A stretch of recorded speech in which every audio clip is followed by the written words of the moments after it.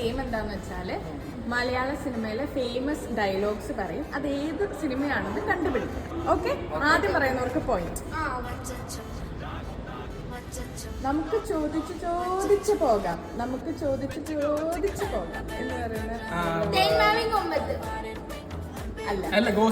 അല്ല, മോഹൻലാലിന്റെ ക്യാരക്ടറിന്റെ പേര് അതില് സാഗർ കോട്ടപ്പുറം.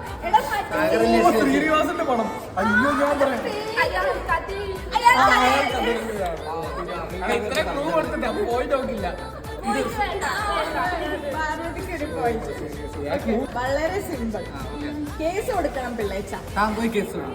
അല്ല, മീശ വേലക്കാരി ആയിരുന്നാലും ഗഫൂർ കാ ദോസ്ത്.